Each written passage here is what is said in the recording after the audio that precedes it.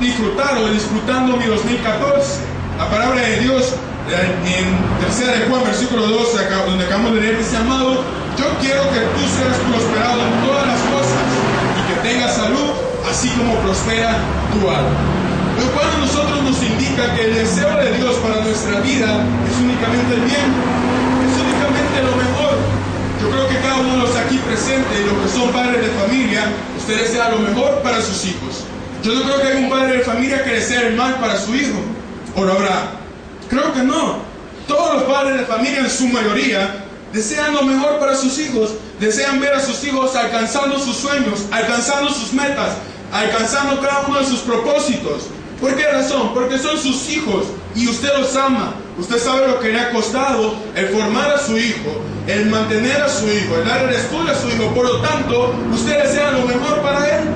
Igual dice aquí en la palabra de Dios, dice: amado. Vemos ahí: amado, yo deseo que tú seas prosperado en todas las cosas. Palabra de Dios, que seas prosperado en todas las cosas. Pero aquí es donde nosotros nos podemos confundir en la palabra prosperidad. ¿Por qué razón? Porque cuando dice prosperado, lo primero que nos podemos imaginar es en un carro nuevo, es en una casa grandísima, es en buenas cosas, en aparatos electrónicos de lo mejor. Pero esa no es la prosperidad. La prosperidad de que nos da nuestro Señor Jesucristo es la paz, es el gozo, amén, es la salud. Esa es la prosperidad que da nuestro Dios. Usted a lo mejor no tiene el carro último modelo del año, a lo mejor no tiene una gran mansión como vivienda, pero lo que usted posee, usted es feliz con ello. Esa es la prosperidad que da Dios. Esa es la prosperidad que nos ofrece Dios. No ofrece Dios grandes cuentas bancarias, no ofrece Dios una gran cuenta de ahorro, sino que ofrece paz sobre las cosas que nosotros poseemos. Y esa es la prosperidad que nos está hablando el apóstol Juan, donde dice: yo deseo que tú seas prosperado en todas las cosas. Amén. No solo en lo monetario, no solo en las finanzas, sino en todo. ¿Cuántas personas inician planes, inician procesos, inician algún nuevo objetivo y no lo logran terminar? Y a lo mejor pueden ser personas muy inteligentes, a lo mejor pueden ser personas con muy buena capacidad. Amén. ¿Y por qué no lo logran prosperar? ¿Por qué no lo logran realizar? Porque no está el respaldo de Dios en sus vidas. ¿Por qué razón? Porque no han creído en Dios, porque están lejos, porque se han distanciado. Mas la palabra de Dios dice que cada uno de nosotros, Dios nos quiere prosperar en todo, ilimitadamente. Prosperar verdaderamente, no solo monetario, sino en todas las cosas. Y le explicaba que la prosperidad es el poder tener paz con lo que tenemos. Ojo, no es igual al conformismo. Cada uno de nosotros debemos luchar por superarnos cada día más. Amén. No debemos de ser conformistas, pero sí debemos de estar de acuerdo con las cosas que Dios nos da. Porque Dios nos da las cosas en el momento justo y adecuado. Por eso, esa es la prosperidad que está hablando el apóstol Juan acá en el versículo número 2. Porque luego dice: y que tengas salud, así como prospera tu alma. Ese es el deseo de Dios para sus hijos. Amén. Ese es el plan de Dios para los que le temen. ¿El qué? Que sean prosperados en todo lo que hagan y que tengan salud, así como prospera su alma. Y entonces, ¿por qué muchas veces nosotros mismos, o personas afuera, o personas dentro de la iglesia, tienen pésimos años? Estoy hablando ya, situémonos en el calendario allá por diciembre. Y muchas personas dicen: es que el año 2014 sería en este caso, fue un año miserable para mí. Fue un año detestable para mí. Fue un año para el olvido.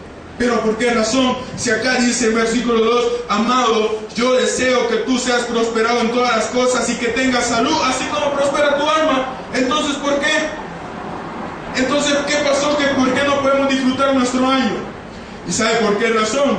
Y la primera de ellas es porque no estamos dispuestos a aceptar la voluntad de Dios en nuestras vidas. Para ello quiero que vaya conmigo a Marcos, capítulo número 14. Evangelio de Marcos, capítulo número 14, versículo número 35. Marcos, capítulo número 14, versículo número 35 al 36. El paso para que nosotros podamos disfrutar de nuestro 2014 es aceptar la voluntad de Dios. Y vea lo que dice en Marcos capítulo número 14, versículos 34 y 35, donde dice: y les dijo, mi alma está muy triste hasta la muerte, quedaos aquí y velad. Yéndose un poco adelante, se postró en tierra y oró que si fuese posible pasase de él aquella hora, y decía: Abba, Padre, todas las cosas son posibles para ti. Aparta de mí esta copa, mas no lo que yo quiero, sino lo que tú. Vea qué elección más grande nos está dando nuestro Señor Jesucristo de aceptar la voluntad de Dios. Y ese es el primer paso para que nosotros podamos disfrutar nuestro 2014. Y le voy a hacer unas interrogantes que se las hacía el día de ayer a los hermanos en la casa de oración. ¿Cuántos sabemos que este año nos podemos morir? ¿Cuántos sabemos que este año nos podemos morir? ¿Y cuántos nos queremos morir? ¿Cuántos sabemos que este año nos podemos enfermar? ¿Y cuántos nos queremos enfermar? ¿Cuántos sabemos que en este año los que tienen pareja pueden terminar el año sin pareja? ¿Y cuántos quieren dejar a su pareja? Amén. ¿Ven cómo se nos hace difícil aceptar la voluntad de Dios? ¿Por qué razón? Porque nos aferramos a las cosas. Los que tienen un vehículo, ¿cuántos saben que este año podrían terminar en bus? Todo es posible que suceda, pero ¿cuántos queremos andar en bus? ¿Ven? Y entonces, ¿y si en la voluntad de Dios está que este año nos enfermemos? ¿Y si en la voluntad de Dios está que este año usted termine soltero? ¿Y si en la voluntad de Dios está que este año usted pierda su carro? Lo vamos a perder aunque nosotros no lo querramos. ¿Por qué? Porque esa es la voluntad de Dios. ¿Y cómo dice la palabra de Dios que es la voluntad de Dios? Agradable y perfecta. Agradable y perfecta es la voluntad de Dios para con nosotros. Y es claro, hermano, es lógico que nosotros en el momento nos aferramos. Y cuando no salen las cosas como nosotros decíamos, nos enojamos, hermano. Porque es lo normal, es lo lógico. ¿Sabe? El día de ayer tenía la oportunidad de inscribir materias en la universidad. Y yo estaba pidiendo a Dios que no me chocaran con los horarios de culto.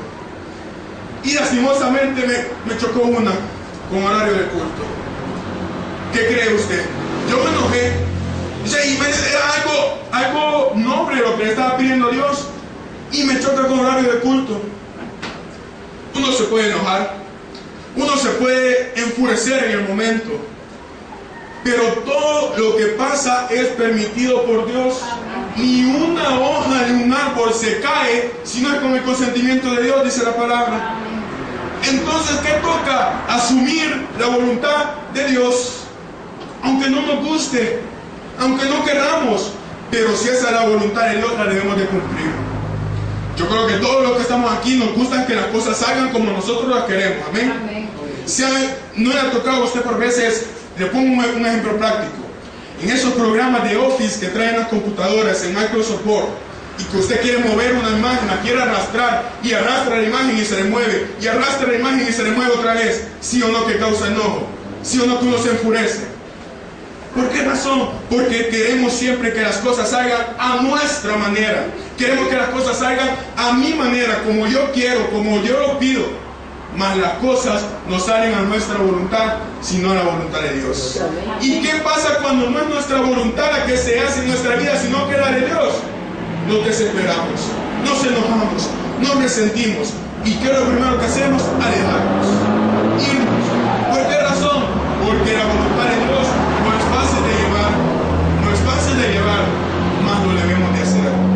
Y por eso nuestro Señor Jesucristo nos da ejemplo de ello cuando le dice: Abba, Padre, todas las cosas son posibles para ti. Le dice en el versículo número 36: aparta de mí esta copa, mas no lo que yo quiero, sino lo que tú. Mas no lo que yo quiero, sino que tú. ¿Sabe que muchas de nuestras peticiones van en contra de Dios muchas veces? Van en contra de Dios. ¿Por qué razón? Porque hay peticiones que no glorifican el nombre de Dios. Porque hay peticiones que no benefician la obra. Recuerda que esas son claves para que Dios pueda contestar su petición. Que lo glorifiquen a Él y que beneficien su obra. Y entonces, si mi petición va en contra de estos dos factores, es muy probable que no la reciba. Es muy probable que no se haga realidad en mi vida. ¿Por qué razón? Porque no es la voluntad de Dios. Porque no es. Simplemente. Y entonces cuando las cosas no salen como yo deseo, ¿qué le voy a hacer? Aceptarlo, asumirlo. ¿Sabe por qué? Porque el problema de nosotros al aferrarnos es que cuando las cosas se pierden o cuando las cosas no salen como nosotros lo deseamos, se presenta en nosotros un sentimiento bastante desagradable llamado frustración. Frustración, nos frustramos. ¿Y por qué si yo tenía este sueño no lo cumplí? Pero si yo anhelaba con todas mis fuerzas esto, ¿y por qué no se me dio? Y nos frustramos. Y ya no queremos seguir intentándolo. Cuando es Dios quien pone obstáculos a nosotros, porque esa no es su voluntad. Sea por lo que sea, decía, la voluntad de Dios no es que Dios haga lo que Él quiera hacer. La voluntad de Dios es que Él hace lo mejor para nosotros. Amén. Se lo repito, la voluntad de Dios no es que Él haga lo que quiera hacer con nosotros, sino que la voluntad de Dios es que Él hace lo mejor para nosotros. Lo mejor, lo que nos conviene. Y este ejemplo está trillado, pero se lo vuelvo a poner. ¿Cuántas personas pasan orando por un carro para ir a la iglesia? Y cuando Dios le da el carro, van a todas partes menos a la iglesia. ¿Ve por qué muchas veces la voluntad de Dios se antepone a nosotros? Porque Dios sabe lo mejor para nosotros. Dios sabe lo que nos conviene y tanto así lo que no nos conviene. Y es por eso que debemos, como número uno, para poder disfrutar nuestro año, aceptar la voluntad de Dios en nuestras vidas. Porque si no, todo el tiempo vamos a vivir frustrados. Si no, todo el tiempo vamos a vivir resentidos contra Dios. ¿Por qué? Es que Dios a mí no me contesta. Es que Dios a mí no me oye. Es que Dios a mí no me escucha. Pero no es que Dios no le escuche o que Dios no le oiga. Es que muchas de nuestras peticiones van en contra de la voluntad de Dios. Y por ello es que no podemos disfrutar. Por ello es que no podemos ser felices. Porque se presenta la frustración a nuestra vida al no recibir la bendición de Dios. Cuando vamos en contra de su voluntad. Entonces, como paso número uno, decía, como punto número uno, para poder disfrutar el año 2014 debemos de aceptar la voluntad de Dios. Como paso número dos o como punto número dos, esto es muy importante. Para poder disfrutar, para poder tener un 2014 de éxito, de victoria, debemos de evitar las malas compañías. Para ello quiero que vaya conmigo a Proverbios capítulo número 13, versículo 20. Libro de la sabiduría, Proverbios capítulo número 13, versículo número 20, en el cual dice: el que anda con sabios, sabio será, mas el que se junta con necios será quebrantado. Traducido al lenguaje actual: el que anda entre la miel, algo se le pega, dicen las personas afuera. Y es la verdad. ¿Cuántas malas decisiones hemos tomado por atender consejos de los inconversos? ¿Cuántas malas decisiones hemos hecho o cuántos malos lugares hemos frecuentado por las amistades del mundo? Y es por eso que la palabra de Dios dice claramente en Proverbios 13:20: el que anda con sabios, sabio será, mas el que se junta con necios será quebrantado. ¿Sabe con qué otro tipo de personas? Y no pongamos solo a las personas del mundo, sino que sabe a quienes más debemos de evitar. A las personas falta fe. ¿A cuáles son esas? A las personas que le impiden a usted su bendición, a las personas que a todos sus proyectos se los intentan parar, y no porque ellos sean la voluntad de Dios, no, muchas veces son personas utilizadas por el enemigo, y que todo lo que usted, yo quiero hacer esto, no puedes, yo quiero hacer lo otro, no lo vas a poder ya. Yo admiro al pastor que ya con su edad, y no estoy diciendo que esté viejo, aclaro, pero ya con su edad, y él ha tomado la decisión de estudiar. Y usted cree que muchas personas pueden decir, mire las cosas, pero él sigue en su proceso y espera la voluntad de Dios. Pero ¿por qué le pongo esto? Porque a pesar de que puedan haber matafe en su vida, y no digo que lo existan, sino que puedan haber, él está determinado en lo que quiere. Así debemos de ser cada uno de nosotros, tomar determinación y tener cuidado con esas personas matafe. ¿Cuáles? Aquellas que dicen siempre no vayas al culto. ¿Y a qué vas a ir? ¿Y ya no fuiste ayer? ¿Y a qué vas a ir ahora? ¿Sabe que en la Biblia hay dos personajes parecidos a ellos? Al menos todos los que traigo en esta hora. Y mujeres. La primera de ellas, la mujer de Job. ¿Se acuerda lo que te dijo? Maldice a tu Dios y muérete. Aún mira cómo te tiene y de seguir creyendo. Maldecir y morirte. ¿Y qué le dijo Job? Como una cualquiera has hablado. Como una cualquiera. ¿Sabe por qué? Job tenía determinación. Job, al igual como dice Pablo, sabía en quién había creído. Amén. Y que no le iba a abandonar. Pero ¿qué pasa con muchas personas ahora en día? Excluyendo los presentes, que le dicen, vamos a la iglesia. No, hombre, ¿y a qué vamos a ir? Y ya nos fuimos el miércoles. Sí, va a tener razón, queremos lo mejor. Personas que se juntan con matafe, personas que se juntan con personas equivocadas. El problema es cuando está en la familia, porque ¿cómo le va a hacer si tiene que ir con ellos? Pero, y este es el mensaje para los presentes, que si hemos estado actuando en una u otra manera nosotros como matafe para los demás, comenzar a cambiar. Porque ¿sabe qué pasó con una esposa de un rey conocido, de un rey de los más famosos de la Biblia, llamado David? Su esposa Mical. Dice que David, cuando llevaban el arca de Jehová hacia Jerusalén, dice que David iba tan emocionado, iba tan gozoso, tan contento, tan alegre, que se desnudó y comenzó a danzar en la presencia de Dios desnudo. Y dice que Mical lo vio desde la ventana. Y dice que al entrar el rey le dijo, se lo voy a traducir en lenguaje actual, ve qué bonito este rey, desnudo delante de todos sus criados, desnudo delante de todos sus servidores. Bien bonito el muchachito. ¿Sabe qué le dijo a David? Pues si esto te pareció algo vil, como lo dice la palabra, si esto te parece despreciable, aún más despreciable me voy a hacer, porque lo voy a hacer para glorificar el nombre de Dios, le dijo. ¿Y sabe qué pasó con Mical? ¿Sabe cuál fue el castigo por haber hablado así de David? No tuvo hijos. Usted lo puede encontrar en 2 Samuel 6:20 al 23. No tuvo hijos. Por eso le decía, cuidado con ser nosotros los matafe. Cuidado de decirle, ya no voy a la iglesia. No, hombre, quédate, ¿a qué vas a ir? Cuidado, porque Dios está pendiente.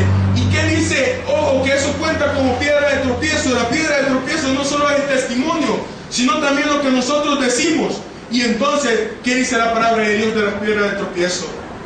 Ay, de aquel mejor de fuera atarse a una piedra de moler y tirarse al fondo del mar. A las piedras de tropiezo. Yo no sé si usted lo es, no lo sé, pero si estamos haciendo o estamos actuando, tengamos cuidado.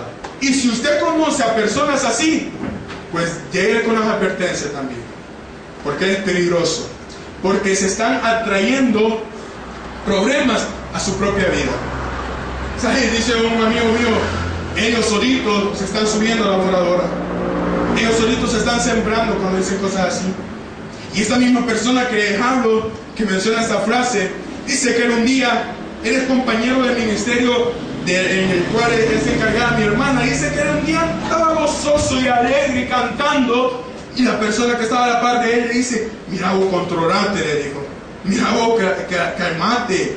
Y él siguió alabando, y él gozoso alabando a Dios, y dice, porque yo sabía lo que acaba de pasar. Resulta ser que en el ministerio, en unos ahorros o qué sé yo, faltaban $20. Y dice que comenzaron a orar y no saben cómo hicieron, pero ese dinero se multiplicó. Y al final solo faltaba $1. Y ya lo habían contado un montón de veces y faltaban $20. Faltaban $20 ahí. Y lo comenzaron a contar y seguía faltando lo mismo. Oraron y después de la oración volvieron a contar el dinero y ya solo faltaba $1. ¿Sabe por qué? La oración eficaz del justo puede mucho, dice la palabra. Y es por eso que él fue igual que David. Y pobrecito la persona o la mujer o el hombre que le haya dicho eso.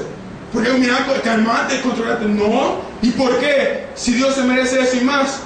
Si podemos ver a las personas en los estadios, como se los decía el día de ayer, que ellos gritan, ellos brincan, ellos se van a ir antes que abran el estadio, aguantando el sol, aguantando el frío. ¿Por qué razón? Porque ellos mismos lo dicen. Hay pasión por el equipo. ¿Y nuestra pasión quién es? Nuestro Señor Jesucristo. Entonces, de igual manera como ellos actúan en el mundo, debemos actuar nosotros en la casa de Dios. ¿Por qué razón? Por una pasión por nuestro Señor Jesucristo. ¿Y cómo yo puedo evitar entonces a las personas matafe? Quiero que haga conmigo de Salmos capítulo 84. Un libro más atrás, Salmos capítulo número 84, versículo número 10, versículo conocido por muchos, el cual dice: porque mejor es un día en tus atrios que 1000 fuera de ellos. Escogería antes estar a la puerta de la casa de Dios que habitar en las moradas de maldad. ¿Cómo las puedo evitar entonces? Dedicando mi tiempo libre a la obra del Señor. No digamos a la obra, a las cosas de Dios. ¿Sabe? Y esto se lo decía el día de ayer a los hermanos de la casa de oración y se lo vuelvo a repetir en esta hora. La televisión nacional es una basura. ¿En qué sentido? Que lo que sacan ahí no es nada productivo. No es nada productivo. Esos programas juveniles de la tarde, yo no sé si usted se ha tomado el tiempo de verlos, pero no es nada productivo para los jóvenes. Y se lo decía a los hermanos el día de ayer, y esos son los supuestos jóvenes ejemplos ilustres que debemos de seguir.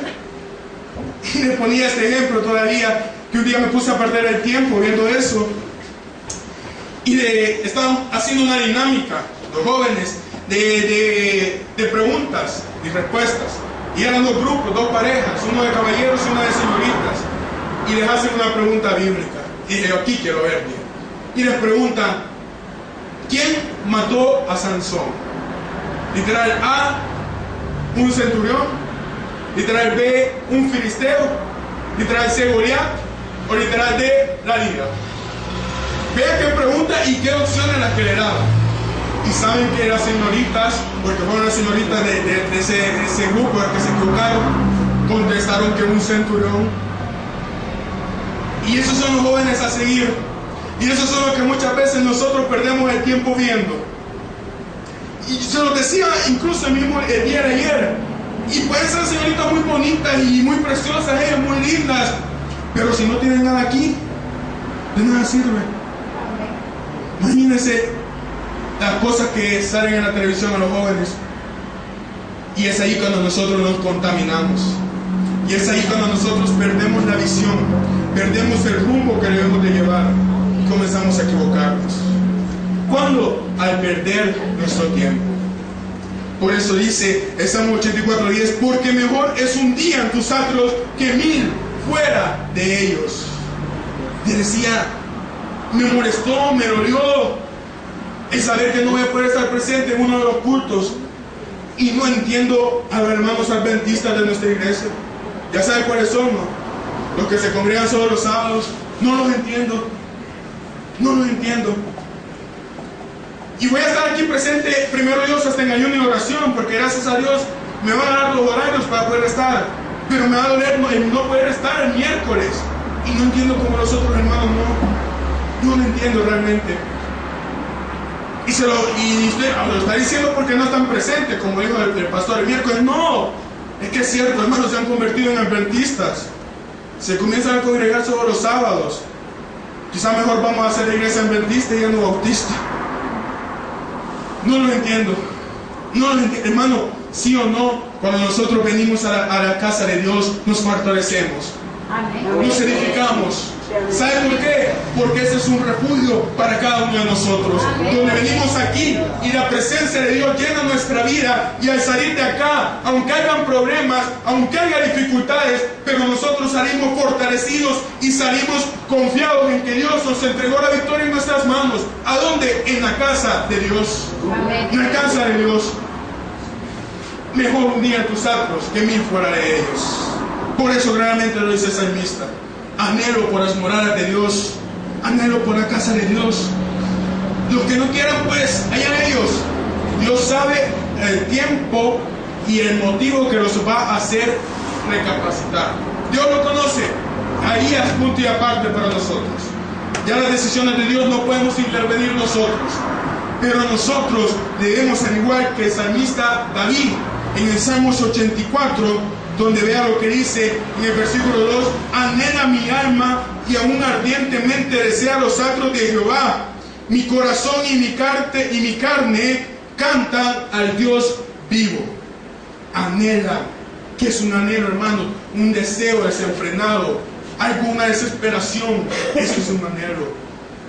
Vea que aquí, ¿qué le da? vida después de Dios, quien le da sentido a esas cuatro paredes después de Dios, es su presencia. Yo tengo la oportunidad de venir acá cuando no hay nadie y vea qué feo es, hasta miedo, ¿verdad? Yo siento como que asustan aquí, me dan ganas de salir corriendo. Pero cuando estamos todos reunidos, es un gozo, es una alegría tremenda la que sentimos de estar todos juntos en la casa de Dios, porque sabemos que así como la bendición llega a mi vida, llega a cada uno de los presentes también. Es por eso que debemos anhelar con fervientemente la casa de Dios. Como punto número 4, para poder disfrutar el 2014, quiero que vaya conmigo a Malaquías. Malaquías capítulo número 3, versículo 8. Vaya a San Mateo y después regrese a Malaquías.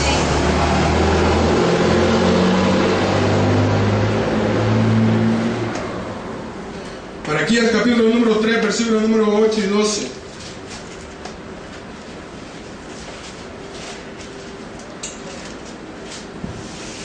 Para poder disfrutar yo mi 2014, debo ser agradecido con Dios. Malaquías capítulo número 3, versículo 8 dice: ¿robará el hombre a Dios? Pues vosotros me habéis robado. Y dijisteis: ¿en qué hemos robado? En vuestros diezmos y ofrendas. Malditos sois con maldición, porque vosotros, la nación toda, me habéis robado. Traed todos los diezmos al alfolí y hay alimento en mi casa. Y probarme ahora en esto, dice Jehová de los ejércitos, si no os abriré las ventanas de los cielos y derramaré sobre vosotros bendición hasta que sobre y abunde. Reprenderé también por vosotros al devorador, y no os destruirá el fruto de la tierra, ni vuestra viña en el campo será estéril, dice Jehová de los ejércitos, y todas las naciones os dirán bienaventurados, porque seréis tierra deseable, dice Jehová de los ejércitos. Quiero tocar en esta hora el punto del ser agradecido. Yo no sé la cantidad de que usted gana. Yo no sé dónde usted trabaja incluso. Pero yo sé que Dios nos bendice a cada uno de nosotros. Porque así tiene que ser. Porque Dios no se queda con nada. Entonces Dios nos tiene que bendecir. Pero nos quedamos nosotros con la parte que le corresponde a Dios. Hemos leído claramente: ¿robará el hombre a Dios? Pues vosotros me habéis robado. Y dijisteis: ¿en qué te hemos robado? En vuestros diezmos y ofrendas. Un texto tocado hasta la saciedad, hasta decir ya no. Pero en esta hora, y no me voy a extender en ello, quiero que veamos bien que si hemos estado robando a Dios, ha sido esa la causa de por qué el mal en nuestras finanzas. ¿Robará el hombre a Dios? ¿Y qué dice después? Malditos sois con maldición. ¿Por qué razón? Porque nos quedamos con la parte que le corresponde a Dios. Me contaba mi mamá del caso de una señora que se congrega en otra parte y dice que tuvo un problema con el pastor de la iglesia y se enojó, se resintió con el pastor, pero se seguía congregando ahí. Pero dejó de diezmar, pensando que el daño se lo hacía el pastor, pensando que el daño se lo iba a hacer al pastor de la iglesia, pensando que le iba a robar al pastor de la iglesia. Y dice que era una persona las cuales sus finanzas no eran abundantes, pero sí iba lo necesario en su vida. Ella tenía de dónde sacar siempre dinero. Dejó de diezmar y sus finanzas tomaron otro rumbo. Comenzó a llegar la escasez. Pensando ella que el mal se lo estaba haciendo al pastor, se lo hizo ella misma. Porque los diezmos no son para el pastor, los diezmos no son para su servidor, los diezmos se quedan aquí en la obra de Dios. Para ellos son, lastimosamente, hay personas con el concepto errado, que creen que los diezmos se los lleva el pastor. Mira, hermano, yo le digo algo: esto que ve aquí, estos trabajos de mis papás, no crea que son de sus diezmos y ofrenda. La que tiene el pastor también, que ya está más o menos grandecita, es del trabajo de su esposa. Y el futuro de él. No crea que son de sus diezmos y ofrendas. Porque aquí cada quien trabaja para poder mantenerse. La palabra de Dios dice clara: el que no trabaja, que no coma.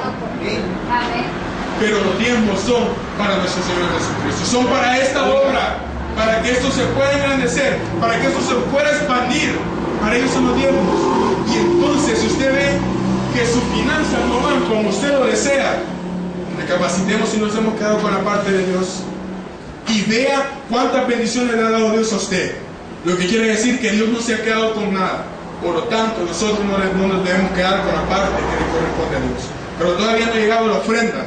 Como punto número 5, para poder disfrutar el año, y como último, debemos sanar nuestro corazón.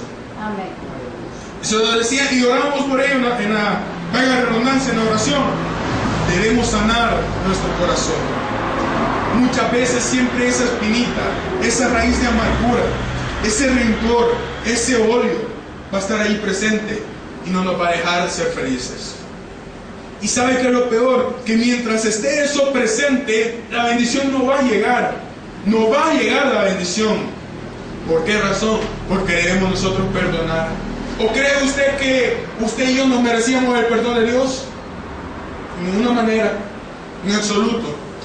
Sin embargo, Dios odió y pagó caro por ese perdón. ¿Quiénes somos nosotros entonces ahora para no perdonar a nuestro prójimo? No, pero que me perdone a mí si fue él o fue ella quien me hizo el daño. No importa quién haya sido. Nosotros debemos de perdonar, porque así la Biblia lo manda. Y si no me cree, vaya conmigo a Mateo capítulo número 5, versículo 43.